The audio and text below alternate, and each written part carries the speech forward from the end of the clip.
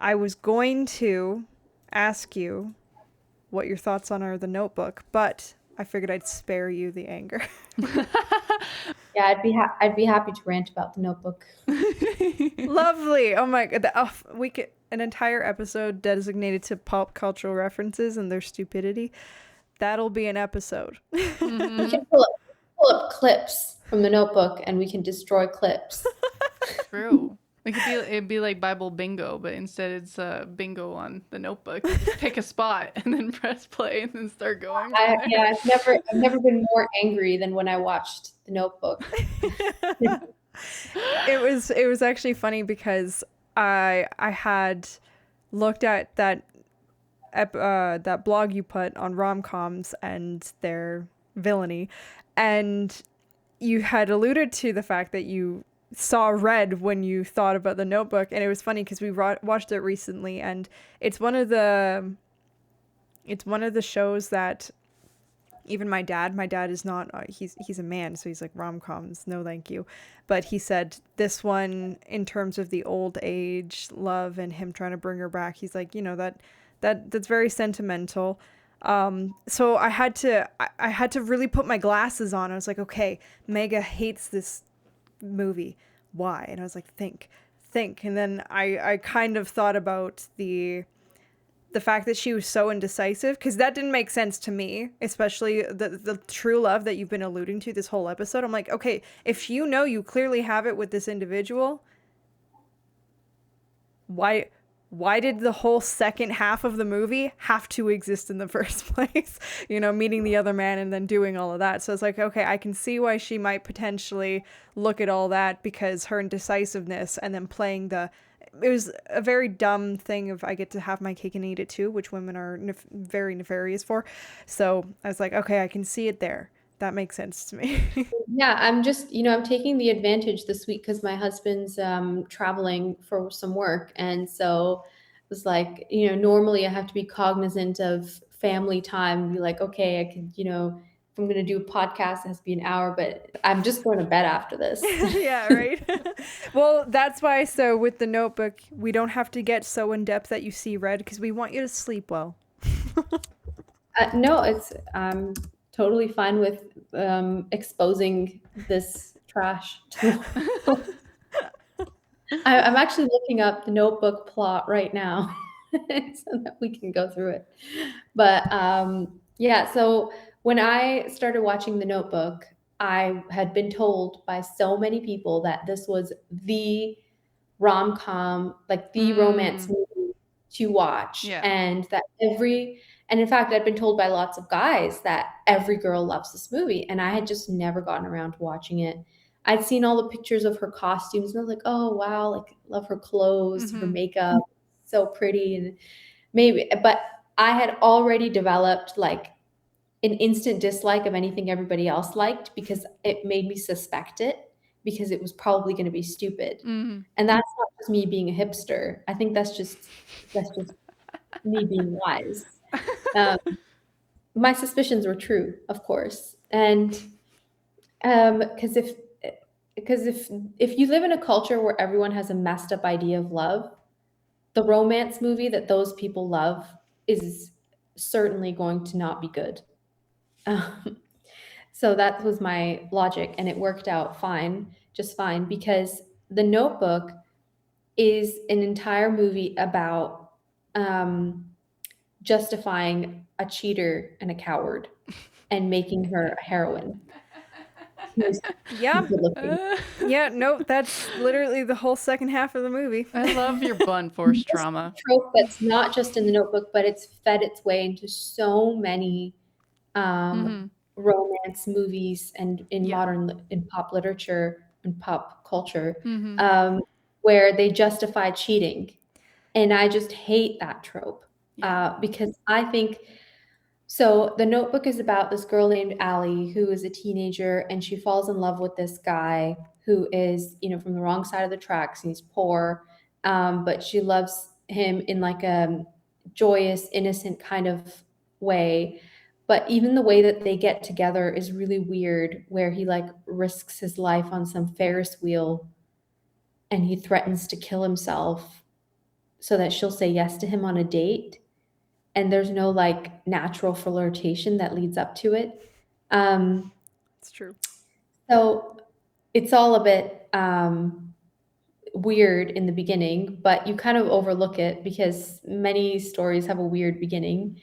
And the costumes are really nice. And then what pulls you in is the frame of the story is an old couple retelling how they met. And that instantly is an emotional blackmail to force you to like the story. Because how could you hate an old couple who's still in love? How could you hate their how we met story? How could you hate old people, especially when they have Alzheimer's? And it's like what if, you know, they had been a murderer or like some kind of a killer, and now they have Alzheimer's and are in love? Do you have to forgive that as well? Like, that's why I don't appreciate that emotional blackmail. They can't remember that they killed someone. No, they did. They did. And so then in the story, Allie is a teenager's forced to break up with her boyfriend because she has to go away to university, and he even offers to move to New York or something with her while she's in university, and he'll get a job. And she turns him down, even though that would work out just fine. And you know, if she was, and she wouldn't even have to tell her parents about that. So on some level, you believe that she really does believe her parents, that she shouldn't be with someone that's below her class. So she goes away to university and she forgets all about him, and he writes her a bunch of letters, but her mom keeps the letters from her so that her daughter doesn't get confused or something. And so the girl, Allie, she grows up to be beautiful, well-educated, and she gets engaged to this extremely handsome and successful officer who is basically ready to give her the world. And he seems like a very good man. And she gets cold feet or something during the engagement, and she wants to go back to her hometown to say goodbye to this boyfriend that she had. I might be missing some of the plot, so I apologize for that. She went to check in on him after she saw in the newspaper that he built the dream home that she described. Actually, I think that's why when her parents said you have to go to university, because he wanted to build this home for her and him, she was like, just come. And he's like, no, because he had plans. He's like, I think he had to go to war or get conscripted for a time, and then he's like, I'm gonna build, like, I have plans with me and my dad, this home, so I can't go with you. And she was like, what? Oh, Yeah. right. It was. I think he was still wanting to be with his dad, as in his dad was still needing to be taken care of some sort. But I mean, like, a conversation could have been had. Been like, yo, dad. You know what I mean? Like Yeah, so there were class differences and cultural differences between them, and they were quite young. So I can understand why she wouldn't be so convicted to stay with him despite everything, because that's a lot to ask of a 17-year-old girl, to have like that level of, like, Juliet level of conviction. Right. And I mean, Juliet was 14, so yeah. anyway, she was medieval or Renaissance or something. Elizabethan. Sorry. Yeah.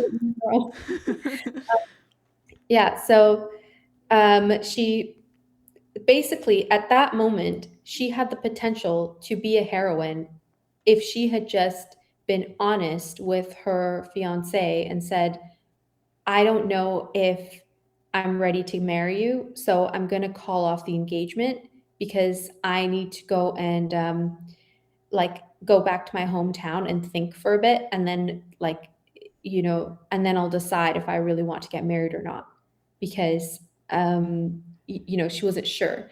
That would have made me like her, because that would have revealed a level of integrity and honesty. Mm-hmm. And then, but she didn't do that. Instead, she just like concealed it. And maybe she did that because she was a bit embarrassed and she didn't want to um, lie to him. Like, she didn't want to expose the fact that she might still have feelings for her ex-boyfriend, because a lot of times, and that's a reflection of the modern culture where girls, as you said very wisely, want to have their cake and eat it too. She's keeping her backup plan open. Yes. Yep. And that's very clear to see as someone watching the movie. She's treating this man who's very good as a backup plan. Another rigorism, just to adage of that, is our dad used to say that women won't let go of one branch until they have hold of the other. Tree branching. I think I've heard that before. And I think that that's a very disgusting way to treat somebody who's a human being and deserves better treatment. And if you are not willing to take the risk to love someone, do you even love them? That was my thought process. Wow. That's a good way of putting it. What is she going to see? Like, is she going to see if she's already willing to throw her life away to potentially go and see this person? Anyway, so she goes back to her hometown and she makes eye contact, and then she blatantly cheats on her fiance.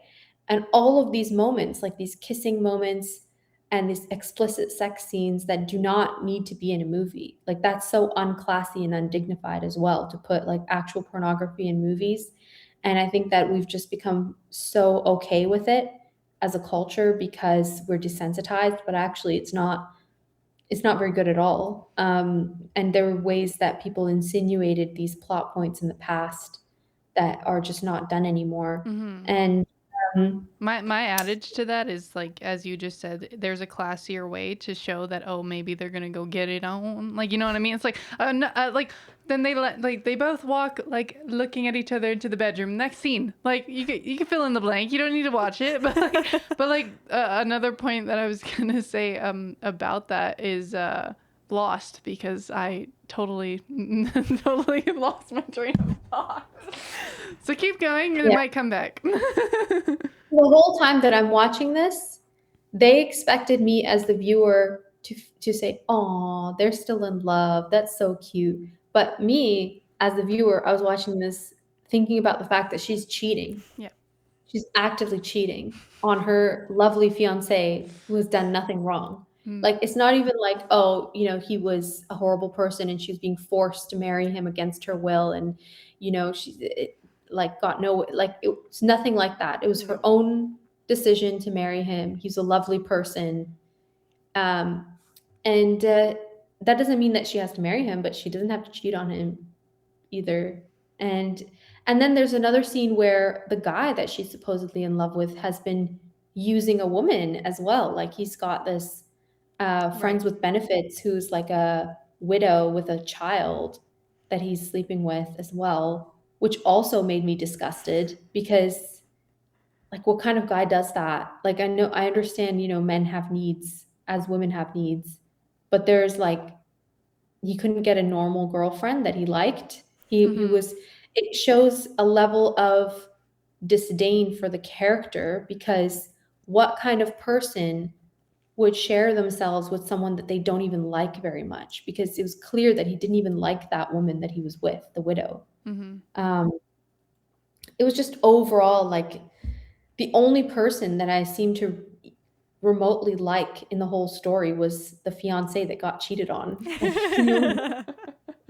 Like, everyone else just was abhorrent to me. And so when it's like watching two villains get together. There's nothing romantic about it. You were looking at the character flaws, and that makes sense.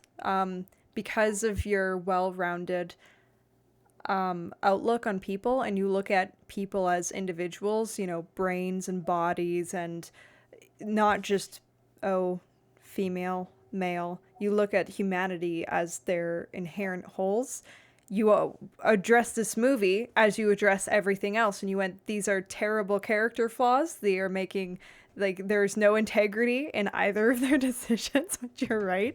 So it makes sense. The character that you resonated with was like most honest one. No, but like, how much screen time did he actually get, right? And I like the fact that you're paying homage to that. It's like a character that, like, anyone watching that movie is like, yeah, like, might have gotten 4 minutes of screen time total, maybe, like, if he's lucky, and like wouldn't even think about it. Like, it doesn't even cross their brain that, wait a minute, that guy was actually really genuinely nice and like a good choice. Like, what was so wrong with that? She even acknowledged that, because when she went back after having cheated on him, she went, I'm so confused, and you're not a bad guy. And it's like, yes, the reality is you were an immature woman, and you didn't have the good guidance. So I can totally see where you're coming from. Well, that, and also it's one of those things where now that I'm playing on it, these are just thoughts I'm having in real time, and it did come back to me, but I didn't want to like interrupt.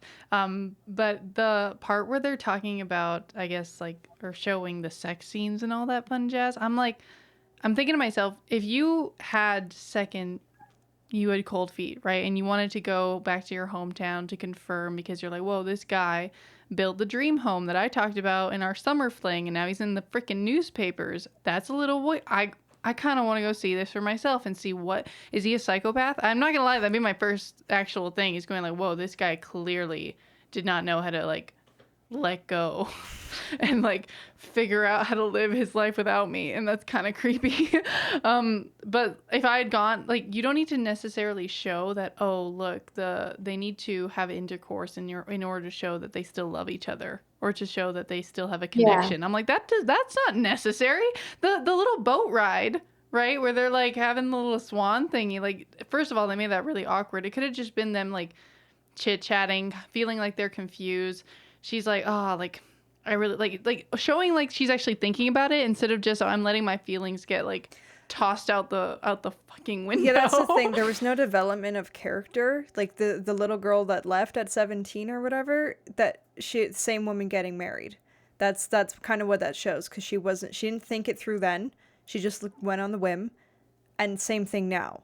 And that kind of reminds me of your essay, Marianne, because Marianne, that was the criticism that she most received, was that she just went on a whim, and not that her passions should be criticized, but the fact that it was unguided, and it didn't have any forethought, and it should have been something that she took more seriously. And I think the same thing for Allie, I think her name was. Well, last little mark to that is, there was this, again, on the internet, there's another thing going around where it's like, you know that you're with a man when he makes you feel like a child. You know that you're with a boy when you feel like a mother, or when you feel like a parent, right? And like, to me, I'm already like, eh. And that's why it felt like with Allie's characters, oh, the minute she comes back, they could argue, look, it was the one that made her feel like the most like a girl, an innocent child, that they could, you know, have their summer fling, and then when they see each other again, it's like nothing ever happened, and then like she's basically the same person. Whereas the other guy, I guess her fiance, he probably could have provided for her and made her feel like, not necessarily like, because that would be the differentiation of like, what do you mean by like child? Because there's a difference between he makes you feel provided for, but you still have your wits about you, versus he makes you feel like, we could go on an acid trip in the jungle and find our identity, and like basically that. So I mean, they had the potential for a very beautiful story, because you could, if they had written this with any degree of virtue or sense of good values, then we could have walked away from this story with the lesson that, well, yes, money and stability do matter, but there is a kind of passion and chemistry that cannot be bought or emulated, and it's not, it's not frequently encountered in your lifetime. And maybe like, a handful of times will you ever meet somebody that you have intense chemistry with. And that would have been actually a very interesting lesson, and would have been sobering for those guys who think they need to wait till their late 30s and be super rich in order to get married and have a good marriage. But they didn't do it that way. And in fact, what they missed in writing the Notebook was the fact that a person who is willing to treat somebody else as discardable trash that can be manipulated and lied to and abused is not someone who can love anybody else. Because even if the person that you're mistreating is not the object of your affection, if you're capable of mistreating another person, you're not capable of loving anyone. And that is a fact that a lot of love stories that are written in modern culture miss. So if Ali is capable of treating this fiance with callousness, caprice, and dishonesty, she's not capable of treating that man that she ends up with, whatever is his name, Noah.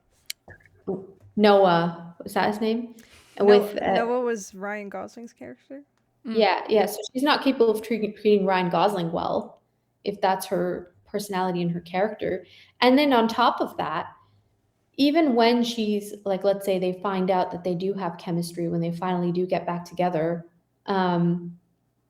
she could have taken a minute to call her fiance and say, look, I've decided that I don't want to marry you because I'm in love with my ex-boyfriend. And, you know, like, but she didn't have the courage to do that either. And this means that this has multiple implications. The first, that she's a coward. And the second, that the reason she didn't want to call her fiance is not it is showing that she didn't actually love Ryan Gosling very much, because she was not willing to throw away her future and her like society and her class for him. It took him literally forcing her for her to finally do that. Like, what does that say about her? That means she just wanted to use him for his body, and she wanted to like continue to have the potential of maintaining her class status. That describes like the worst type of woman that you could possibly describe. It actually that movie made Rachel McAdams seem ugly to me. It was so weird, because she's so beautiful. Like, playing that character made her feel ugly to me. That's funny. No, yeah, it's an overall lack of like fortification in her mind. You described it as an indecisiveness, and it really is this weakness of mind because she didn't really think through any of the relationships. And when if you can't make decisions in life, she doesn't know how to look at either of these men as beings because she doesn't know how to. She doesn't even have her own identity and where she wants to go. It's like, to be fair, that is something that I've heard, people that grow up with good resources have a hard time because they're given everything. They're given their job, they're given their wealth, so they're given their course in life, and then they have a hard time defining it as what they find valuable because they've been given all their values. So she could have that syndrome, which is part of the reason why, again, she didn't know what she wanted for herself, and then these two men ended up being a victim of her indecisiveness and her inability to be a solid individual. It's a similar theme. We watched my mom really likes Diane Keaton.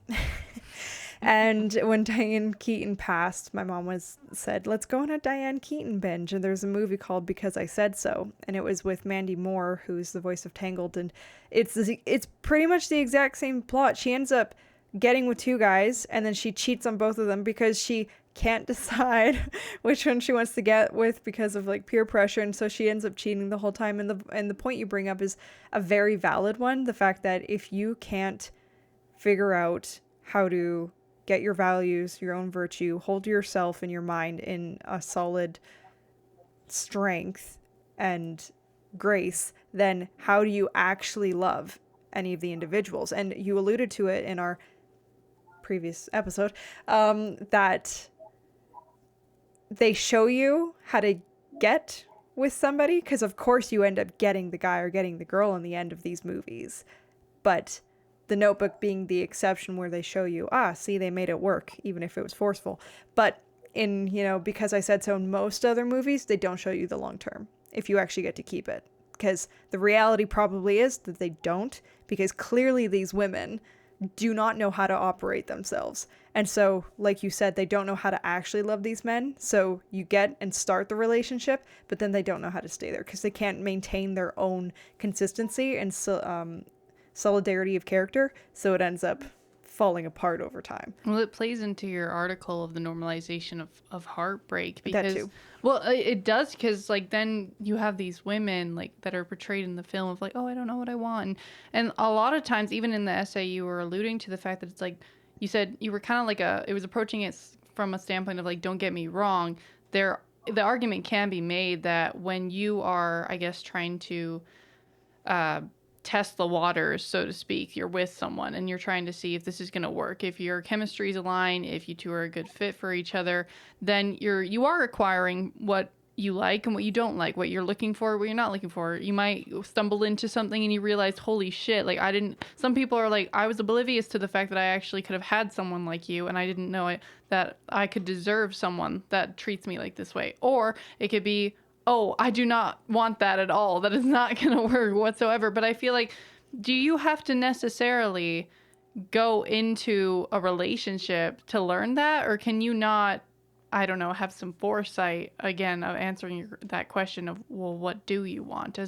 And no, like, of course, you're not going to tick off every box because, like, as you're saying, it's not necessarily like here's a whole list of things that you need to have in order for things to work out. Because it's true, as you're growing with a human being, you're discovering each other because you're both living things. You're both living beings. So there might be things about Megha when you were, I don't know, like younger to where you are now that your husband is probably like, I'm discovering new things about the woman that I love as she's growing, and same thing about him to you. As he grows, you're like, whoa, that's way different than when we were first starting out, but that's so cool. And so, yes, that's part of it.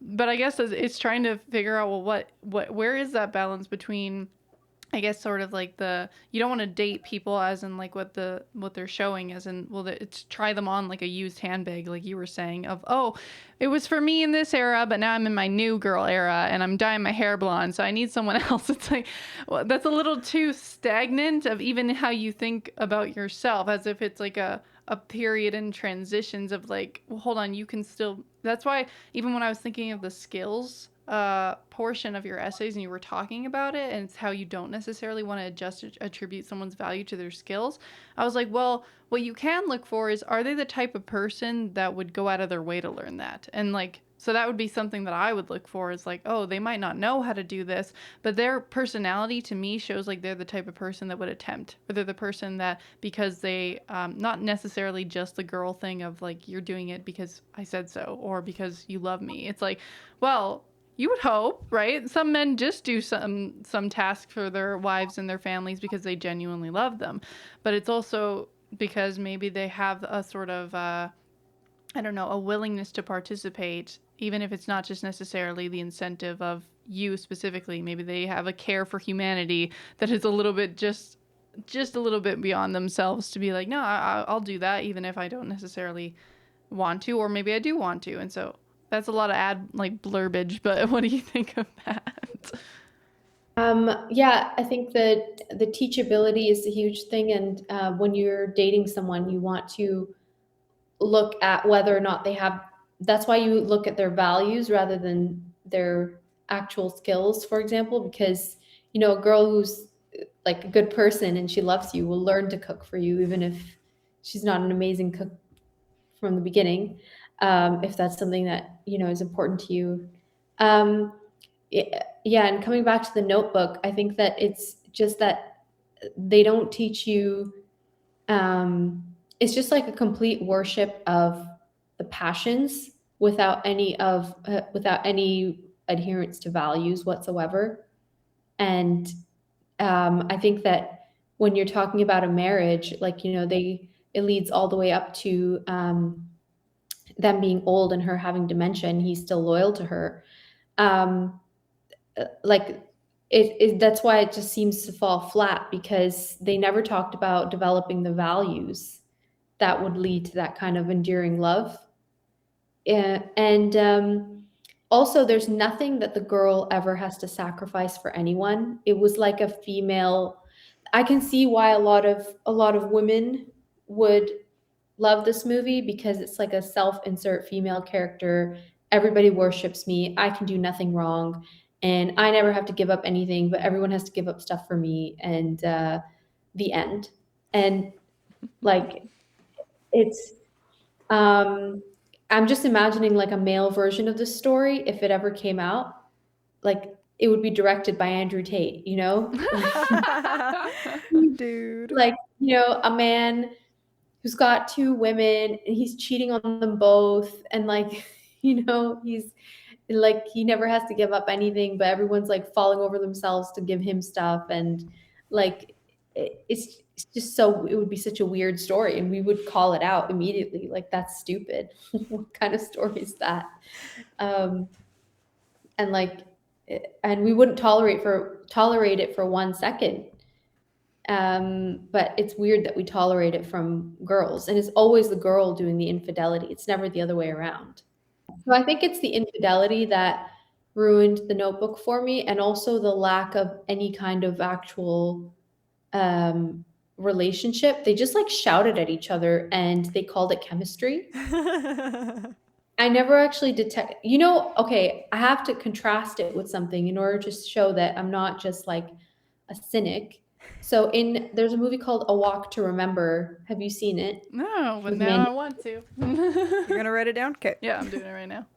So A Walk to Remember is actually like a genuinely cute love story. And it's about this girl who she's tutoring, she's like a dorky girl who's a bit of a loner. And there's this guy who's a troublemaker, and he gets in trouble at school, and he's forced to like work with her so that he can improve his grades, or he'll get kicked out of school or something. And then and they hate each other in the beginning, but they grow to love each other. They grow to fall in love. And their dynamic is so different to The Notebook, like worlds apart. Like there's actual chemistry and love between them. Yeah, you can just see why The Notebook feels so dead after watching A Walk to Remember. I think you pointing that out makes me think of it more of how they showed their chemistry or lack of chemistry, and it's almost like how we were talking about with in the Little Women film as well, where Joe's like, well, I want to be loved. It's almost like their relationship was predicated on the fact that they couldn't be together, and then that's not necessarily a relationship. That's like an infatuation with like basically the child, and the parents like, don't press the red button, and the kid's like, but I want to press it. And so Yeah, it's the rebelliousness. Like in a real dynamic, if this was actually fleshed out, they would have so many problems, because then the reality would hit Allie that she can't have all the nice things that she had in her previous lifestyle, and she has to make a lot of sacrifices to live with this guy and to be married to him. And she would just have they skipped over that whole lifetime of her having to extricate herself from the privileges of being wealthy. And also like the class differences in mindset. Like if she's well educated and he's a bum who's never read a book, like that would also have an impact on their ability to relate to each other. There were just so many things that were completely unrealistic about it. But then in A Walk to Remember, it actually felt like a real relationship that you were watching, because it was just so much better written. And in that movie, when they have conflicts, they actually get resolved. They are like, their fights are not meaningless. They actually have like a reasoning, a substance underneath them, and that substance getting resolved is part of the plot. And then the guy has a character arc, like he has flaws that he overcomes because he's in love with this girl, so she inspires him to become a better person. So he ends up like standing up to his friends who are bullies at one point. So it is really difficult to stand up to your friends and look uncool in front of them, but he does that because he's defending her. And that is just like that scene just does something to you, like like wow, that's so out of character for him. Like he did that for her, like she inspired him to be a better person. That's romantic, not just jumping on each other and like dry humping on a camera. Like that's not romance.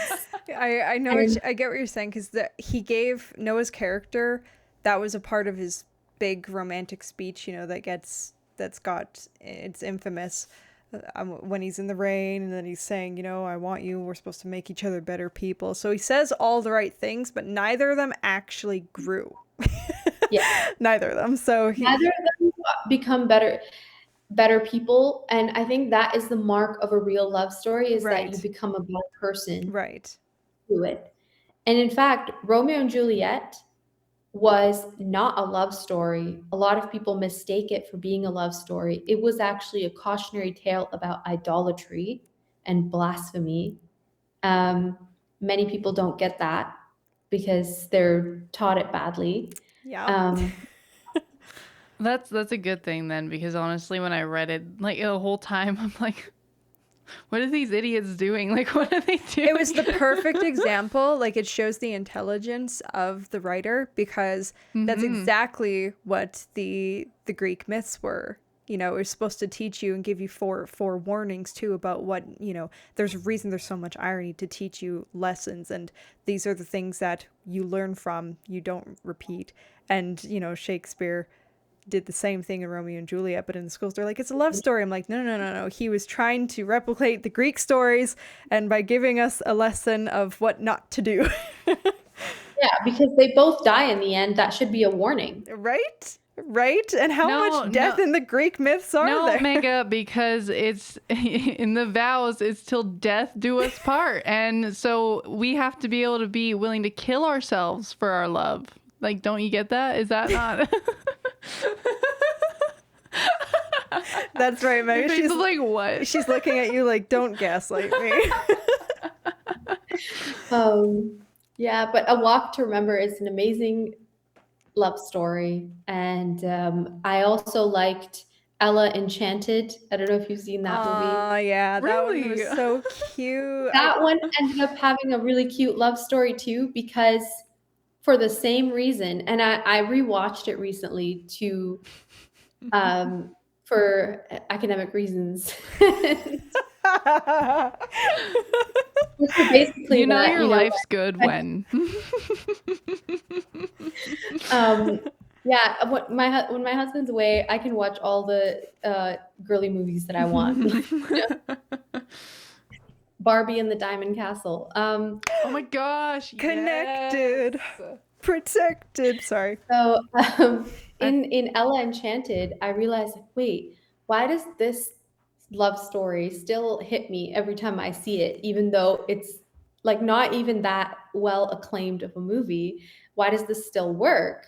And it's not anything to do with the fact, other than the fact that through their love for each other, each character becomes a better person. So Ella in this movie, Ella Enchanted, it's like a parody of Cinderella written by Gail Carson Levine, one of my all-time favorite children's book authors. And in it, so Ella is like a feminist, like, well, she's not overtly a feminist. She's like more of like a independent, I can do everything myself type of girl. Like, I can save myself. I can defeat these ogres myself type of girl. And there's a prince who is very like, he's got all the trappings of being an excellent prince, but he's always doubting himself and not very confident and not very sure of himself. And through their love for each other, he encourages her to be more gracious and kind, and like, and she even convinces her to say thank you to him. And he like shouts at her and says, like, look, you should show a bit more gratitude for me for like saving your life, because clearly you would have died multiple times if I hadn't come in right at the right moment. Yeah. And she actually shows more gratitude through the movie. And this is a movie, not even like the book's way different, and better. And she actually learns to temper her like, I'm losing words now, her obstinate desire to do everything herself. And he, through her encouragement and inspiration and love, he becomes more sure of himself and more confident, able to stand up to his uncle, who's kind of his stepfather, and to tell him, like, no, this is how we're going to do things, and these are the laws that we're going to pass. And then that's why you kind of love that story so much, and that's why that love story is a bit more believable and cute. Amen. This will have concluded the little short bit on the Notebook and pop culture, and we will have you back on because you are a delight, an absolute delight. I was gonna say we can keep going for another 2 hours, but yes, obligations. I think my word ability would go down precipitously. Yes, and it is very late, and thank you very much for being flexible with your time. And for this little short, everybody, if you didn't get to see, you can find Megha Lillywhite on her Substack, Megha Lillywhite, and then her blog is Classical Ideals. So subscribe there because you can get a full thing on the rom-coms that she did, and then more on Greek history and perspectives on art, how to raise kids and be a solid woman. And again, her books, Girl Everlasting and Bro Epistemology, both are on Amazon. So definitely go support this mind because we do, and clearly we're intelligent. So do what intelligent people do. Wow. Thank you so sincerely. Thank you for having me. Yes. It was a pleasure. Without further ado, everybody, this has been At Home with Holmes.